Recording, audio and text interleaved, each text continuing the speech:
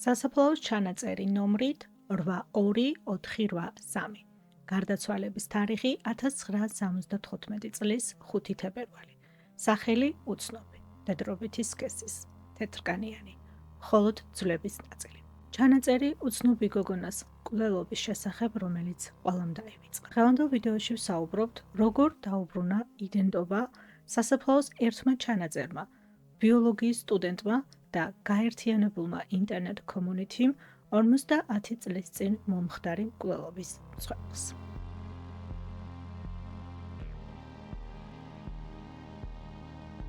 კრისტინა სკეცი 23 წლის ბიოლოგიის ფაკულტეტის სტუდენტი, ყოველთვის ძალიან იყო დაინტერესებული კრიმინოლოგიით, გაუხსნელი საქმეებით. როგორც კლივლენდის უნივერსიტეტის სტუდენტი, ხშირად უთმობდა თავის თავისუფალ დროს გაუხსნელ საქმეებს, განსაკუთრებით ინტერნეტში და განსაკუთრებით Reddit-ზე. სადაც მთელი კომუნიტია, საკმაოდ დიდი ნაწილი ამ პლატფორმის, სადაც უამრავი გაუხსნელი საქმეების შესახებ საუბრობენ. Reddit-ი ამით სხვათა შორის ძალიან ცნობილია და მსგავსი ისტორიების წასაკითხად, რომ მიყვე გამოძიების პროცესს და ძალიან ბევრი საინტერესო ინფორმაცია მოიძიო, ჩემი ერთ-ერთი ფავორიტი პლატფორმაა ნამდვილად ამისთვის Reddit-ი. კრისტინათვის ეს უბრალო ჰობი არ იყო, ძალიან იყო გაწაფული ამ საქმეში, განსაკუთრებით როცა ქრონოლოგიურად ფაქტების დალაგებას, გენეალოგიის გამოძიებას და სხვადასხვა მონაცემების და დოკუმენტების მოძიებას და ქრონოლოგიურად დალაგებას ეხებოდა საქმე. როგორც ონლაინ, ისე არქივებში. რაც შეეხება დნმ-ის ანალიზს, ბიოლოგიის სტუდენტისთვის ეს ნაწილი განსაკუთრებით საინტერესო იყო მისთვის, როცა გაუხსნელი საქმეების გამოძიებას ეხებოდა საქმე. და ამ მოყვარული დეტექტივის თვისებებმა კრისტინა განსაკუთრებით ცნობილი და პოპულარული გახადა მსგავს ონლაინ ჯგუფებში. განსაკუთრებით Reddit-ზე ჯგუფებში, სადაც ადამიანები საოცრად არიან დაინტერესებული და მოტივირებული, რომ ეს გაუხსნელი საქმეები გამოიძიონ და გახსნან. ეს თემა გაუხსნელი საქმეები კრისტინასთვის უცნობი და ახალი თემა არ იყო, მაგრამ 8243 სასაფლაოს ჩანაწერი გაუხსნელი საქმის შესახებ კრისტინასთვის განსაკუთრებით პირადული თემა გახდა, რადგან კრისტინა გაიზარდა სტრონგვილში. დაახლოებით 9 საათით მოშორებით იმ ადგილიდან, სადაც ჯეინ დოუს ცვლები იპოვეს. ადგილი, სადაც დაიბადა და მთელი ბავშვობა გაატარა. ამიტომ ამ საქმის გამოძიება მისთვის განსაკუთრებით პირადული გახდა. 1965 წლის 5 თებერვალს სამი თინეიჯერი ბიჭი როკი რივერის ნაპირის გასწვრივ სეირნობდნენ, როცა სრულიად შემთხვევით ადამიანის ჩონჩხს გადააწყდნენ. იოლი მისახვედრი იყო, რომ ეს ნამდვილად ადამიანის ცვლები იყო, რადგან თავის ქალა იყო პირველი, რაც ამოიცნეს. მაშინვე პოლიციისთვის არ დაურეკავთ, მე ვფიქრობ, რომ ძალიან შეშინებულები იყვნენ და გაუჭირდათ ძალიან იმის გააზრება, რაც ნახეს, მაგრამ სახლში მშობლებთან საუბრის და ისტორიის მოყოლის შემდეგ მაშინვე ეკავენ პოლიციაში. პოლიცია კეტავს დანაშაულის ადგილს, არ იციან ჯერ რა მოხდა და საერთოდ არის თუ არა მკვლელობის საქმე, მაგრამ თავის ქალა მალევე ადასტურებს, რომ მკვლელობის შესახებ საუბრობ, რადგან ქალაში ჩარჩენილ 24 კალიბრის ტყვიას პოულობ. მაგრამ ძვლები ჩონჩხი სრულად არ იყო მკვლელობის ადგილზე ნაპოვნი, გასაგები მიზეზების გამო, ტყე, ველური გარემო, ცხოველები, გაშლილი სივრცე, ამის გამო გვამის საკმაოდ დიდი ნაწილი სამწუხაროდ ვეღარ იპოვეს. თან იდენტობის დადგენაც გაუჭირდათ, არ დაგვავიწყდეს, რომ 70-იანი წლების შესახებ საუბრობთ, ხოლო დნმ-ის ტესტის ანალიზის გაკეთება 80-იან წლებში დაიწყეს. ძვლის ნაწილები, ყბის ნაწილები, განსაკუთრებით კბილები. იყო რეალურად ასეთ სიტუაციაში, როცა უცნობი მსხვერპლის შესახებ იყო საუბარი, ერთადერთი საშუალება იდენტობის დასადგენად, მაგრამ ქვედა ყბიდან მხოლოდ 5 კბილი იყო დარჩენილი მკვლელობის ადგილზე, შესაბამისად ამ მხრივად ძალიან გაჭირდა რეალურად მსხვერპლის ვინაობის დადგენა. მაგრამ დაახლოებით 20 წელი ამ ასაკზე შეაფასეს მსხვერპლი. რაც იმ დროისთვის რეალურად იცოდნენ გამომძიებლებმა იყო ის, რომ საქმე ჰქონდა თეთრკანიან, დაახლოებით 20 წლის ახალგაზრდა გოგონასთან, მკვლელობა იყო დადასტურებული და მკვლელობის ადგილი როკი რივერის ნაპირი, სადაც გვამი იპოვეს. მართალი რომ გითხრათ, გამომძიებლებს განსაკუთრებულად ბევრი არ გაუკეთებიათ სამწუხაროდ ამ საქმეში. დაკარგული გოგონების ფოტოებს და საქმეებს შეადარეს ის მასალა, რაც მკვლელობის ადგილიდან ჰქონდათ მოპოვებული, მაგრამ დადასტურებული მსგავსება ვერ იპოვეს. ამიტომ საქმე მალევე გადავიდა გაუხსნელი საქმეების ფაილებში. და 1975 წლის 15 მაისს გვამის პოვნიდან სულ რაღაც 3 თვის შემდეგ ჯეინ დოუს ნაპოვნი ძვლები პატერსფილდის მემორიალური ბაღის სასაფლაოზე დაკრძალეს. ეს იყო ადგილი, სადაც დაუდგენელი იდენტობის გვამებს კრძალავდნენ უცნობთა სასაფლაო, ასე რომ ვთქვათ. და ამ უცნობთა სასაფლაოს ჩანაწერი იყო სწორედ ის ჩანაწერი, რამაც 35 წლის შემდეგ 2014 წელს ქრისტინას ყურადღება მიიქცია. საქმე, რომელიც სისტემამ დაივიწყა. ქრისტინა ეძებდა ინფორმაციებს გაზეთებში, არქივში, 1975 წლის სხვადასხვა გამოცემებში, სამწუხაროდ არაფერი. იმ პერიოდში არანაირი ინტერესი არ იყო სამწუხაროდ გამომჟღავნებული ამ კვლევების მიმართ. შესაბამისად, რაღაცა მსგავსი საჯარო ინფორმაციის მოძიებაც ამ საქმესთან დაკავშირებით შეუძლებელი გახდა. ანუ არანაირი საჯარო ყურადღება არ დაუთმეს ამ გაუხსნელ კვლევობას. შემდეგი იყო პოლიციის განყოფილებები ახლოს მდებარე ქალაქებში, სადაც შეიძლებოდა, რომ ამ საქმესთან დაკავშირებით რაიმე მონაცემები მაინც ჰქონოდათ არქივში. ყველა განყოფილებას მიმართა, რაც კი შეიძლებოდა, რომ უახლოეს რადიუსში რაღაცით მაინც ამ საქმესთან ყოფილიყო დაკავშირებული, თუმცა ასეთი საქმის მასალებზე წვდომის მოპოვება ასეთი მარტივი თემა არ არის. რა თქმა უნდა, დაუკავშირდა დეტექტივებს, შეეცადა, რომ პირდაპირ წვდომა მიიღო ამ მასალებთან დაკავშირებით, მაგრამ რა თქმა უნდა ვარს იღებდა, მაგრამ იმ მომენტში, როცა იმედი აღარ ჰქონდა, რომ ამ საქმეზე რაიმე ინფორმაციის მოძიება შეძლებდა, ქრისტინას უკავშირდება დეტექტივი დონ სილვესი, კლივლენდის მეტროპარკის პოლიციიდან და თანხმდება დაეხმაროს მასალების მიღებაში. და ქრისტინას აძლევს მთელ საქმეს, ყველაფერს, რაც ძალიან იშვიათი რამეა, ძალიან.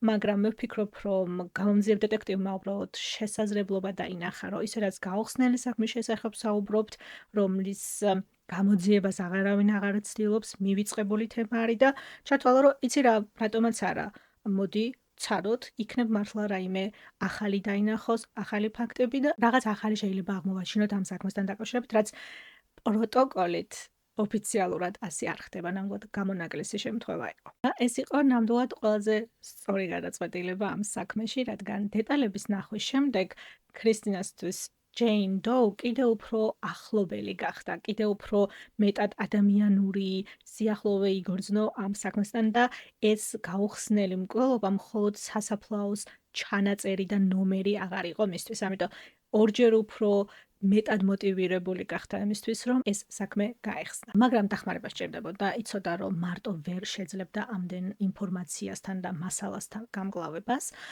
გუნდის, ჯგუფის, ადამიანთა ჯგუფის დახმარება სჭირდებოდა, რომლებიც რაღაც კუთხით ექსპერტის თვალით შეხედავდნენ ამ საქმეს. ქრისტინა თვითონ ძალიან კარგი იყო, როგორც თქვით, როცა ვთქვათ, დნმ-ს ეხება საქმე, როცა ქრონოლოგიას ეხება საქმე, როცა სხვა მასალების მოძიებას და ქრონოლოგიურად დალაგებას ეხება საქმე, მაგრამ როცა მკვლელობის ადგილს, ფოტოებს და მკვლელობის ადგილზე მოპოვებულ მასალას ეხება საქმე, ძალიან ბევრი დეტალია, რაც ქრისტინასთვის, რა თქმა უნდა, უცნობი იყო. სწორედ ამიტომ გადაწყვიტა, რომ მიემართა ინტერნეტისთვის, მიემართა Reddit-ისთვის და დაწერა პოსტი, სადაც მოყვა ამ ისტორიის შესახებ, რომ საქმის მასალები ქონდა, რომ ცდილობდა, რომ რაღაცა ახალი გაეგო ამ საქმეზე, ამ გაუხსნელ მკვლელობაზე და გამოაქვეყნა რეალურად ყველაფერი, რაც უკვე ქონდა.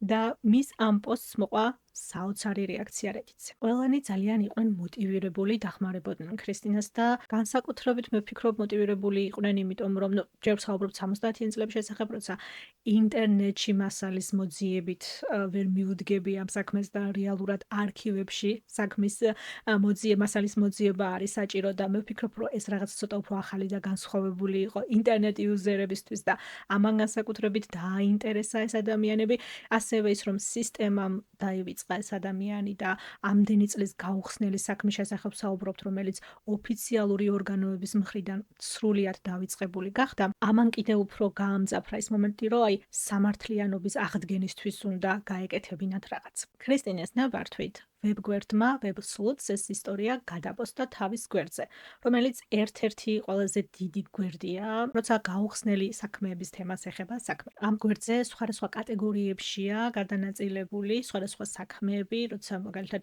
ამოუცნობი ადამიანების შესახებ საუბრობ ჯეინ დოუს, რასაც ეძახიან დაკარგული, იძებნება კატეგორია, გაუხსნელი საქმეები. მოკლედ, ამ გვერდის წევრები იყვნენ ყოფილი დეტექტივები, რომლებიც პენსიაზე არიან და ცდილობენ რაღაცით დაკავდნენ, გენეალოგიის ექსპერტები, ყოფილი სამხედრო ექსპერტები და მოყვარულები, ადამიანები, რომლებსაც აქვთ დრო და რესურსები, რომ საკმაოდ დიდი დრო და ენერგია დაუთმონ ერთ საქმეს. მაშინ, როცა პოლიციის განყოფილებაში ერთ დეტექტივს და ერთ გამომძიებელს შეიძლება რამოდენიმე სხვადასხვა საქმე ქონდეს ერთდროულად ჩაბარებული. და ერთ-ერთი ასეთი ადამიანი იყო კარლ კოპელმანი. 54 წლის ყოფილი CPA-ის, სერტიფიცირებული საჯარო ბუღალტერი, ქართულად როგორც ვიცი ესე ითარგმნება, რომელიც მხოლოდ საჯარო ბუღალტერიით არ იყო დაკავებული, CPA-ის დამშრომლებს რო ექსპერტებად ითვლებიან ამ სფეროში და სხვადასხვა ორგანიზაციებს როგორც კონსულტანტები ისე ეხმარებიან სხვადასხვა საქმეების გამოძიებაში. ცხოვრობდა კალიფორნიაში, ოჰაიოსგან, სადაც ჩვენი გაუხსნელი საქმე გვაქვს ძალიან მოშორებით და კარლიც ისე ძალიან იყო დაინტერესებული ამ საქმით, როგორც ქრისტინა. კარლს პენსიაში გასვლის შემდეგ ახალი ჰობი ჰქონდა.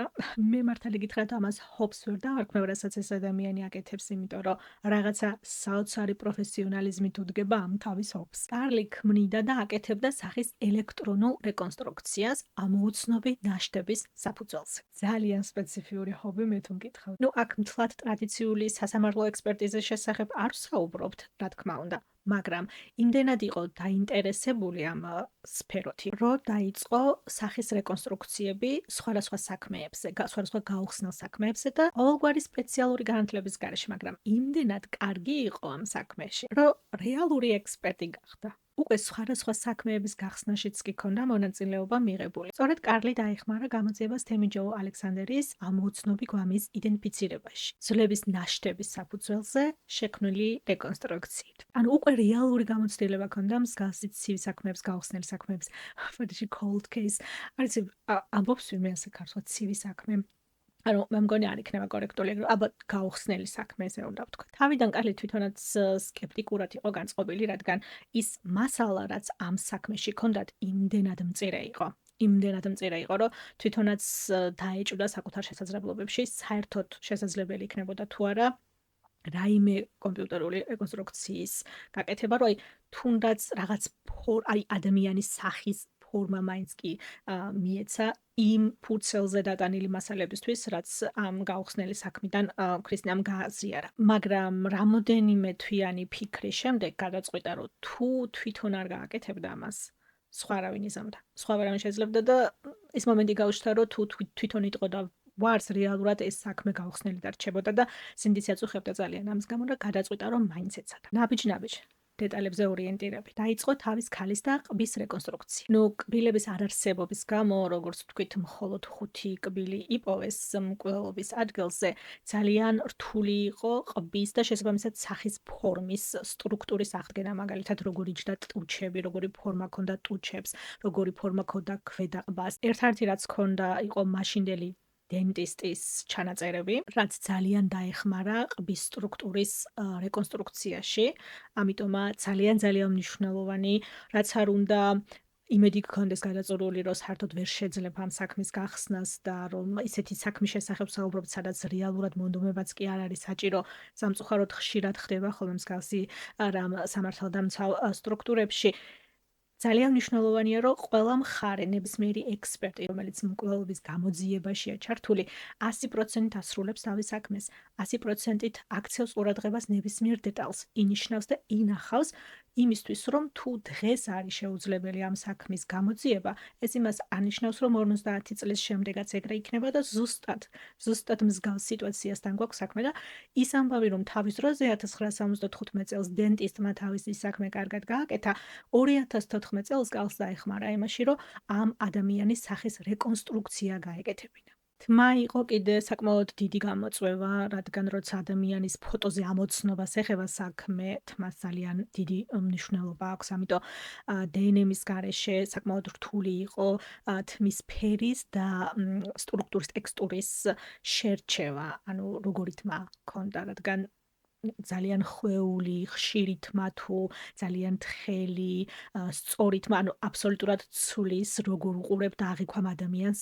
ფოტოზე. ამიტომ დნმ-ის გარეშე საკმაოდ რთული იყო, მაგრამ გადაწყვიტა, რომ ასე ვთქვათ, საშუალო ნეიტრალური თმის ტექსტურა და ფერები აიღო. ეს იყო მსუბუქი ყავისფერი და მსუბუქად ტალღოვანი თმა, რომელიც რეალურად ორივე მიმართულებით, უფრო ხვეული თმა და უფრო სწორი თმა ორივე მიმართულებით შეიძლება რომ წავიდეს, რომ ასე ვთქვათ, ერთიანობაში ადამიანის სახის მონაცემის აღქმა უფრო მარტივად შეძლო თუ გაჩვენებს ვინმე ფოტოს და გეუბნება ხომ არ გინახავს ან ხომ არ იცნობა ამ ადამიანს. ამიტომ მსგავს დეტალებს ასე ვთქვათ ამ რეკონსტრუქციის სამუშაო პროცესში ძალიან დიდი მნიშვნელობა აქვს, როგორ საბოლოო შედეგს მიიღებ. და შედეგი იყო ნამდვილად საოცრება. შედეგი იყო ნამდვილად საოცრება, იმიტომ რომ ამდენი წლის შემდეგ ფურცელზე დატანილ ინფორმაციას უცნობი გოგონას შესახებ კარლმა რეალურად სახე მისცა. შეძლო, რომ რეალური სახის რეკონსტრუქცია გაეკეთებინა. საოცარი შედეგი დაიდო ნამდვილად, მაგრამ აქ გაჩნდა შემდეგი პრობლემა, ასე ვთქვათ. ვისთვის უნდა ეჩვენებინათ ეს ფოტო? იმიტომ რომ შეიძლება გქონდეს ძალიან კარგად აღდგენილი და გაკეთებული ფოტო, მაგრამ თუ სწორ ადამიანამდე არ მივა ეს ფოტო, ადამიანამდე, რომელსაც ამ ფოტოზე რეალური ადამიანის ამოცნობა შეუძლია, მთელი საქმე წყალში იკრება. და აქ ისევ ინტერნეტი და Reddit-ი ჩაერთო, რა თქმა უნდა, საქმეში და დაიწყეს ძალიან აქტიურად ამ ფოტოს გაზიარება. მთელი ინტერნეტი, მთელი Reddit-ი ამ თემის და ამ ფოტოს შესახებ პოსტავდა და საუბრობდა.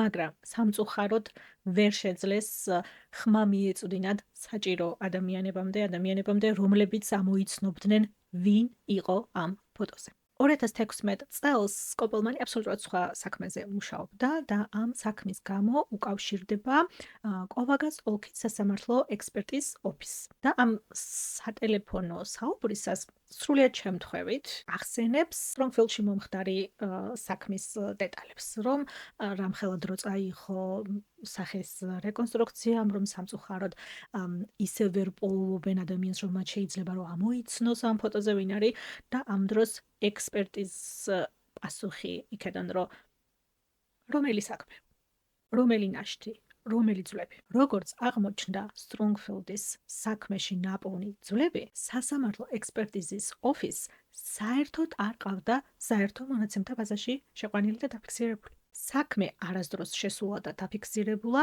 NAM USA-ში. ეს არის დაკარგული და უცნობი პირების ეროვნული სისტემა, რისი დიგიტალიზაცია 10 წლეულებია მიმდინარეობს, რომ თაროზე არაფერი დარჩეს და ყველაფერი ელექტრონულ სისტემაში იყოს გაერთიანებული დამთხოვების საპოვნელად. დნმ-ის ტესტის განვითარების შემდეგ, სხვადასხვა საგამოძიებო სამედიცინო ექსპერტიზების განვითარების შემდეგ, რომ ზუსტად მსგავსი გაუხსნელი საქმეები ბიუროკრატიულ საცობში, სადმე სარდაფის დამტვერილი არქივის თაროზე არ დაიკარგოს. მაგრამ მსგავს სისტემებში ხდება, რა თქმა უნდა, შეცდომა და ეს საქმე ზუსტად ასეთი იყო. სამწუხაროდ, სტრონგფილდის ეს გაუხსნელი საქმე ამ სისტემაში ვერ მოხვდა. მოკლედ, როგორც იქნა ამ ამბის გაგების შემდეგ, სტრონგფილდის საქმე შეყავთ NAM USA-ის მონაცემთა ბაზაში და შედეგსაც ძალიან მალე ხედავენ. 2016 წლის დეკემბერში, იმავე წელს, რამოდენიმე თვის შემდეგ, სერჟანტი ჯეფ სმითი აკრანის პოლიციიდან რუტინულად ამოწმებდა NAM-ის სისტემაში მონაცემებს, როცა ახლად დამატებული სტრონგფილდის საქმე დაინახა. და დაკვირვების შემდეგ რამოდენიმე ძალიან საინტერესო და ნაცნობი დეტალი დაინახა. ადგილი, თარიღი, მკვლელობის დეტალები და გადაწყვიტა ეს პროფილი იმ დროის 70-იანი წლების დაკარგული ადამიანების პროფილებისთვის შეედარებინა. იქნებ ვინმე დაემთხესო. დაიპოვა. პოლიციის რეპორტი დაკარგული ახალგაზრდა თეთრკანიანი გოგონას შესახებ 1974 წლიდან. 17 წლის გოგონა, რომელიც უკვალოდ დაიკარგა. გაქრა აკრანიდან. ზუსტად სტრონგფილდში გვამის პოვნამდე რამოდენიმე თვით ადრე. ასაკი ემთხვეოდა, ადგილი ემთხვეოდა და გადამწყვეტი, ძალიან მნიშვნელოვანი გადამწყვეტი დამადასტურებელი მსგავსება იყო კოპლანის მიერ შექმნილი რეკონსტრუქცია. როცა დაკარგული გოგონას რეპორტიდან ფოტო და კოპლანის რეკონსტრუქციიდან ფოტო შეადარა ერთმანეთს სერჟანტმა, მაშინვე მიხვდა, რომ ერთ და იგივე ადამიანის შესახებ იყო საუბარი. ფოტოებს რომ უყურებ და იცი, რამდენად მწირე მასალა ქონდა კოპლანს ამ რეკონსტრუქციის შესადგენად და როგორი დიდი დამთხვევა და მსგავსება ამ ფოტოს შორის, აი ხო ვამბობ, ეს არ შეიძლება უბრალოდ ჰობი იყოს. მე ვფიქრობ, რომ ეს არის ამ ადამიანის მოწოდება. და როგორც იქნა, თითქმის 4-10 წლეულის შემდეგ Strongfield-ის Jane Doe-ს იდენტობა დადგინდა. შემზარავი მკვლელობის მსხვერპლს, როგორც იქნა სახელი ჰქონდა. ლინდა მარიი პაგან. მაგრამ ახლა საჭირო იყო, რომ სამედიცინო დონეზე დადასტურებულიყო და დადგენილიყო, რომ ერთი და იგივე ადამიანის შესახებ ვსაუბრობთ და ამისთვის უკვე დნმ-ის ტესტი გახდა საჭირო. რაშიც ლინდას დედმამიშვილებმა და ძმამ მიიღეს მონაწილეობა, ჩააბარეს თავიანთი დნმ-ის ტესტი, რომ შედარება გაკეთებულიყო. მაგრამ ამ შედარების გასაკეთებლად, რა თქმა უნდა, ცვლების ექსგუმაცია იყო საჭირო, რაც კიდევ ერთი საკმაოდ დიდი დაბრკოლება იყო, რომ საერთოდ ეპოვათ ამ სასაფლაოზე ლინდა საფლავი. როგორც ვიცით, მივიწყებული საფლავების შესახებ საუბრობთ, რომლებსაც მხოლოდ ნომრები აქვთ და 40 წლის შემდეგ, რა თქმა უნდა, ძალიან ბევრი რამ შეიცვალა ამ სასაფლაოზე, ამ მემორიალურ ბაღში. მთელი ტექნიკა იყო ჩართული, უამრავი ადამიანი მობილიზებული, რომ რაც შეიძლება ფრთხილად შეემოწმებინათ ზუსტად სად იყო საფლავები, რომელ საფლავს ათხრიდნენ და ძალიან დიდი პატივისცემით და მორიდებით და დეტალებზე ყურადღების მიქცევით გაეკეთებინათ ეს ყველაფერი, იმიტომ რომ აქ მხოლოდ ერთი საფლავის შესახებ საუბრობთ. წარმოიდგინეთ, რომ სასაფლაოზე დადიხარ ტექნიკით და არც ერთ საფლავს სახელი არ აწერია და ერთ კონკრეტული ადამიანის გვამს ეძებ. თან საკმაოდ დიდ ტერიტორიაზე. წარმოიდგინეთ 40 წლის შემდეგ რამდენად შეცვლილი იქნებოდა იქ ყველაფერი. მაგრამ როგორც იქნა იპოვეს, როგორც იქნა უცნობი საფლავი 1975 წლიდან იპოვეს. ტექსასის სასამართლო ექსპერტიზის ლაბორატორიაში ჩატარდა საბოლოო დნმ-ის ტესტი. შედარება, როგორც გითხარით, კეთდებოდა ლინდას დედმამიშვილების დნმ-ზე და ლინდას იდენტობა დადასტურდა. ლინდა პაგანო დაიბადა 1957 წლის 11 აპრილს. 3 ბავშვიდან იყო ყველაზე პატარა. როგორც თავისი და-ძმა ახასიათებენ პატარა გოგონა დიდი გულით. ბუნებრივად მორცხვი, საშუალო სკოლის მოსწავლე, რომელიც რესტორანში მუშაობდა, ფულის დასაგროვებლად, რომ სამომავლოდ სკოლის დამთავრების შემდეგ გეგმებს აწყობდა, უნდა ქალაქიდან წასულიყო და ბევრი საინტერესო გეგმა ჰქონდა. 1974 წლის 31 აგვისტოს ლინდას Crosby, Still, Nash and Young-ის კონცერტის ბილეთები ჰქონდა კლივლენდის სტადიონზე. თუ არ იცნობთ ამ ჯგუფის მუსიკას და თუ ვთქვათ soft folks rock-ის მოყვარული ხართ, გირჩევთ ნამდვილად. სხვათა შორის ოფიციალური გვერდი YouTube-ზეც არსებობს და არც დავლინკავ ქვემოთ ვიდეოს აღწერაში, თუ გაინტერესებთ რა მუსიკის მოსასმენად იყო 1974 წელს სტადიონზე 17 წლის ლინდა. ეს იყო 3 საათიანი კონცერტი 80,000 მაყურებლით სტადიონზე. წარმოიდგინეთ 70-იანი წლების აუდიტორია, folk rock-ი, soft rock-ი, მოკლედ, იდეალური საღამო ზაფხულის არდადეგების და შვებულებების დასასრულებლად. და საღამოს ბოლო სიმღერა იყო ოჰაიო, რომელიც კენტის ოჰაიოს შტატში მასობრივ სროლას ეძღვნებოდა და ეს განსაკუთრებით დამახსოვრდა, იმიტომ რომ ვფიქრობ, რომ საკმაოდ დიდი ირონიაა, რომ ბოლო სიმღერა, რომელიც ლინდამ გარდაცვალებამდე მოისმინა, ეძღვნებოდა ახალგაზრდა გოგო-ბიჭებს, რომლებიც ოჰაიოში დაიღუპნენ და 12 საათის შემდეგ თვითონაც მკვლელობის მსხვერპლი ხდება. ლინდა საკმაოდ რთული ურთიერთობა ჰქონდა მამინაცვალთან. ძალიან მკაცრი და ძალადობისკენ მიდრეკილი კაცი იყო, როგორც ამბობენ და ასევე ალკოჰოლთან პრობლემები ჰქონდა, ძალიან ბევრ სხვადასხვა ბარს ფლობდა, ღამის კლუბს ფლობდა და თვითონაც ძალიან ბევრს სვავდა, მაგრამ ლინდა მაინც ცდილობდა, რომ კარგი ურთიერთობა შეენარჩუნებინა მასთან და კონტაქტი მას შემდეგაც არ გაუწყვეტია, რაც დედამისი და ბაირონი ერქვა მამინაცვალს, ერთმანეთს დაშორდნენ. ბაირონი უფრო ქალაქის ცენტრში ცხოვრობდა, სამსახურთან ახლოს, ლინდას ოჯახი უფრო ქალაქიდან მოშორებით, ასე ვთქვათ, ამიტომ როცა სამსახურში გვიან უწევდა დარჩენა, გვიანობამდე უწევდა დარჩენა, ან თუნდაც ასეთი კონცერტი იყო სადმე და თავის მეგობრებთან ერთად მიდიოდა, რჩებოდა ხოლმე თავის მამინაცვალთან სახლში და მაინც ცდილობდა, რომ მაქსიმალურად კარგი ურთიერთობა შეენარჩუნებინა მასთან. სხვათა შორის, როგორც ამბობენ, მანქანა, რომლითაც ლინდამ თავისი მეგობრები ამ კონცერტზე წაიყვანა 31 აგვისტოს, ამ მანქანის შეძენაში სწორედ მისი მამინაცვალი დაეხმარა. მოკლედ, 31 აგვისტოს აგვისტოს ლინდა თავის შეყვარებულთან და მეგობრებთან ერთად არის კონცერტზე. კონცერტი სადღაც ღამის 11-12 საათზე მთავრდება. შემდეგ რადგან ლინდა საჭესთან ზის და მანქანა ყავს ჯერ თავის მეგობრებს, თავის შეყვარებულს ყველას არიგებს სახლებში და შემდეგ მიდის თვითონ თავის მამინაცვალთან ბინაში. უკვე ძალიან გვიანია, დილის დაახლოებით 4 საათია. მამინაცვალი ბაირონი ელოდება, არ ძინავს, ნასვამია და ძალიან ბრაზდება, რომ ლინდა აგვიანებს და ასე გვიან მოდის სახლში და არ უშვებს სახლში. ჩხუბობენ, კამათი აქვთ და ეუბნება, რომ სახლში არ შეუშვებს და აქ ღამის გათევისუფლებას არ მისცემს და 17 წლის ლინდას დილის 4 საათზე სახლიდან აკეთებს. ეს იყო ბოლო შემთხვევა, როცა ვიღაცამ ლინდა ცოცხალი ნახა. ამ ღამის შემდეგ 44 წლის განმავლობაში ლინდას შესახებ არავინ არაფერი იცოდა. ეს არის ბაირონის ისტორია, რომელსაც თვითონ ყვება. ის 1990 წელს გარდაიცვალა და მთელი ამ პერიოდის განმავლობაში, ასე ვთქვათ, ეჭვმიტანილთა სიაში რჩებოდა, თუმცა არანაირი რეალური სამხილები არ იყო მის წინააღმდეგ, რომ პოლიციას დაეკავებინა, დაკითხეს რამოდენიმეჯერ, მაგრამ ერთი და იგივე ისტორიას ყვებოდა და იმეორებდა ორ თუ სამ დაკითხვაზე და ვერანაირ ახალ ინფორმაციას ვერ იღებდნენ მისგან, ამიტომ, რა თქმა უნდა, რჩებოდა person of interest, მე მგონი ესე ეძახიან ინგლისურად ეჭვმიტანილს. ალბათ ბევრს გაქვს ნახი სერიალის არსებობს ამ სახელით.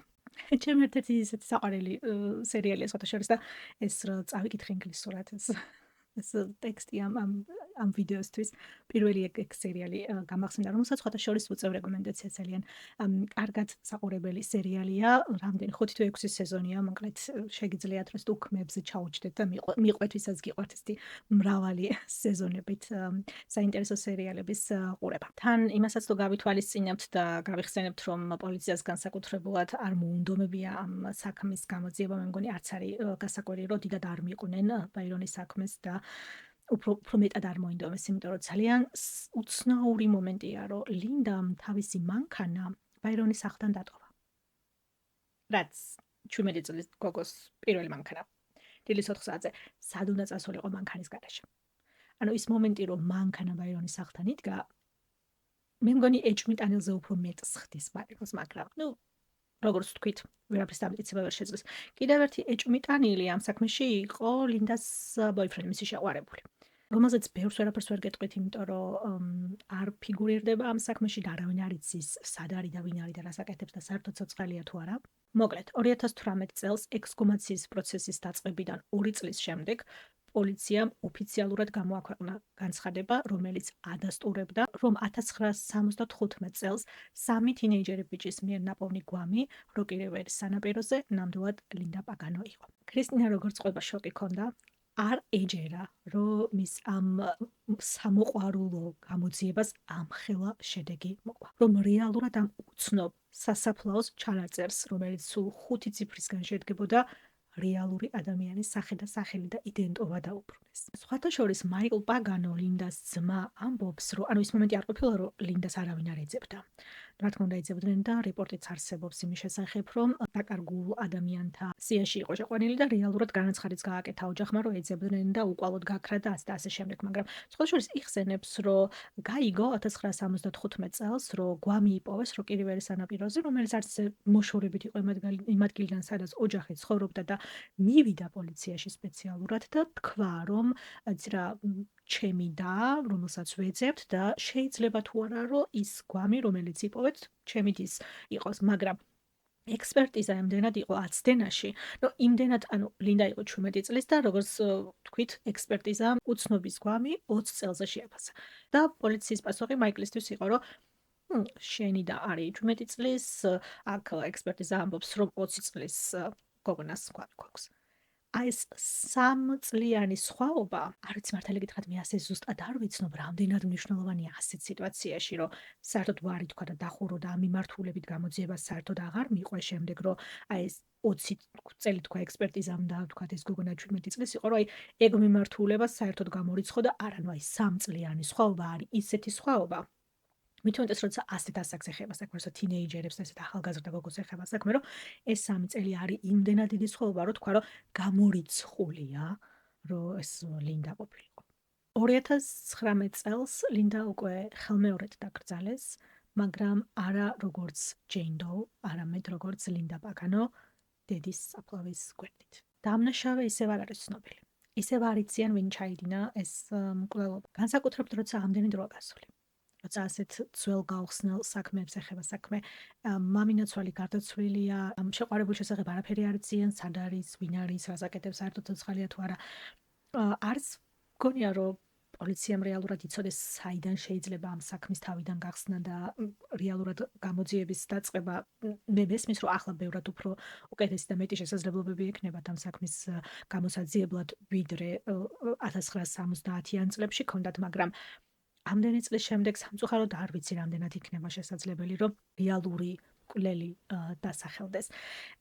თავისი ძმა ამბობს სხვათა შორის რომ რა თქმა უნდა ძალიან უნდათ და ძალიან გვინდა რომ პოლიციის მხრიდან ოფიციალურად გქონდეს ცნობა რომ აი თქვათ ეს არის ადამიანი რომელმაც თქვენი დამოკლა, მაგრამ ამის და მიუხედავად გვექნება თუ არა ოდესმე რაღაცა მსგავსი ჩვენს გულში ყოველთვის გვეცოდინება ვინ ჩაიდინა ეს მკვლელობა. და მამინაცვალს გულისხმობს. როგორც ჩანს, ოჯახი მთელი ამ პერიოდის განმავლობაში მამინაცვალს არ ანაშაულებდა ლინდას მკვლელობაში და მათთვის ლინდას მკვლელი არის ბაირონი. ძალიან გულდასაწყვეტი ისტორია არის, თვითონ ფაქტი და მკვლელობა ხო რა თქმა უნდა, მაგრამ ის მომენტი, რომ საქმე სანახევროდ იხსნება, როცა აი თუნდაც მისი ძმის პოზიცია და სიტუაცია წარმომიდგენია, როცა იცის, რომ თავისი ფეხით მივიდა პოლიციაში და უთხრა, რომ აი ეს გვამი რომელიც იპოვეთ შეიძლება ჩემი და იყოს.